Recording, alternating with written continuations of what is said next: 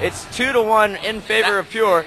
That one really was all Final Mirage right there. He really kept his team into it, allowed him to get that round. A couple of key reses there, and it looked like maybe have a chance there for them to come back. Stop that final res there and really just shut that down and stop that. Stop that final res there and really took out the guy who was doing the res, which again forces the bleed and allows his team to win the round.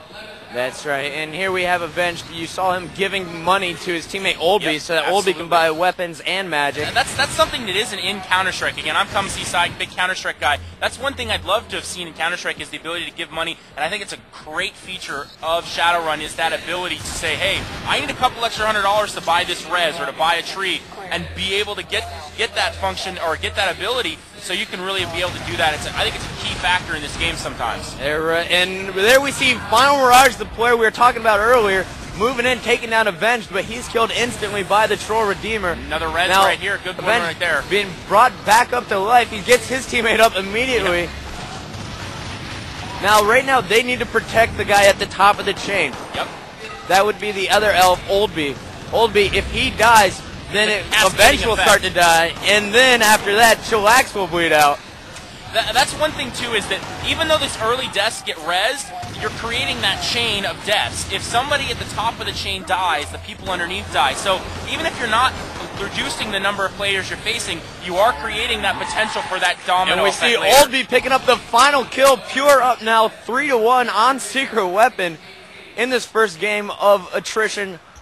I'm really surprised. I thought Secret Weapon would come out and be strong. I thought they'd be the better team, but matchup-wise, it really looks like Pure is a better matchup against Secret Weapon than they are against Final Boss because, like you said, Secret Weapon's a better team against Final Boss according to the numbers and according to the matchups that we've seen earlier in the tournament. Absolutely, and one thing you'll notice here is Pure is sitting back while Secret Weapon is charging all the way across the map, trying to pin them. But like I said, I think Secret Weapon's the more aggressive team here, so that seems like it's more like their style of play. And I don't think that's what they don't want to do. I think they just need to be more effective with their shots. They need to be working on getting down those guys at the top of the chain during the reses because it looks like they're trying to attack the guys and they're ended up killing the guys lower down and they're not getting anywhere progress-wise. They keep allowing them to res themselves, Pure that is. Now, Trevor, if it was me, though, I'm going to buy a sniper rifle and take down Redeemer. Redeemer seems to be kind of the fulcrum for this Pure team. The rest of the team moving around him, making him take most of the shots. A very valid point. I think you're right on with that one. Now, the Trolls, of course, which Redeemer is playing. Yep. Trolls are key. Let's talk real quick about that. The Trolls having the most health, they really are the guys that are a focal point of the attack. They're the ones that attack forward. Everybody else seems to follow behind them. The Elf seems more like a support class to that. And really, you know, you see Walshy playing the Troll as the main guy for them. It really seems like that guy is the main focus of the attack. Do you agree with that? Absolutely. And I think it's mainly because they can take the most damage. And they could deal out a lot of damage with that machine gun that they have. So. Oh, the minigun is brutal, especially against Elves, you know.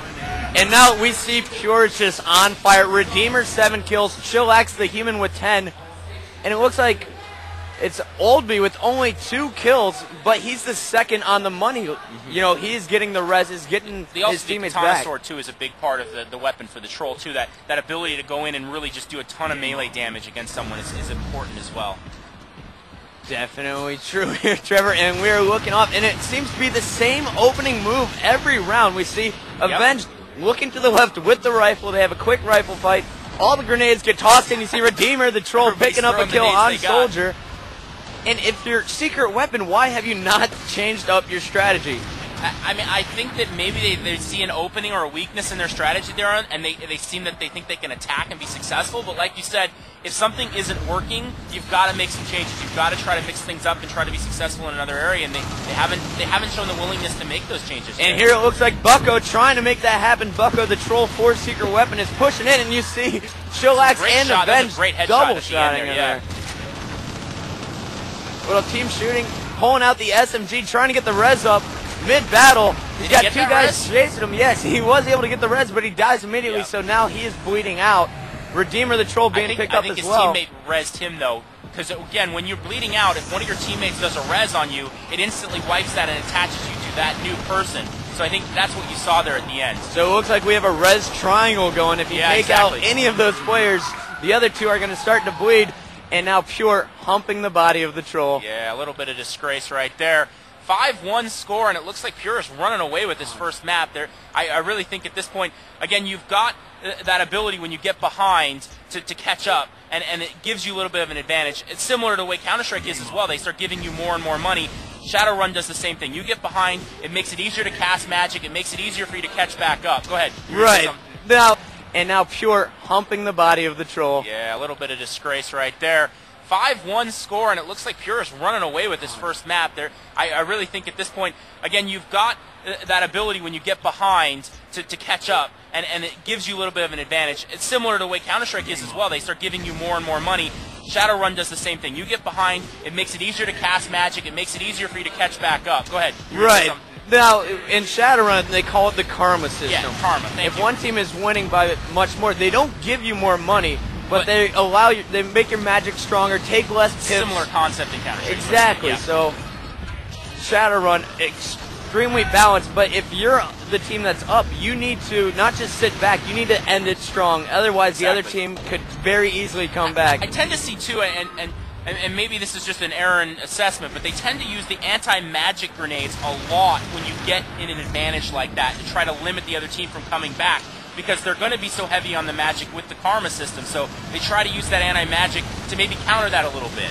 Right, and here you see Avenge getting in and getting out. He gets the res, teleports up, throws on that smoke, meaning he can't take any damage unless someone uses the gust magic up against him. He's got 2 reses on him right now, if I read that correctly. No, he only has 1. Oh, okay. But it takes 4 pips if you're up. That's right. But if, okay, you're right. Like we talked about with the karma system, though, the team that's losing may only need 1 or 2 pips to res their teammates. Gotcha.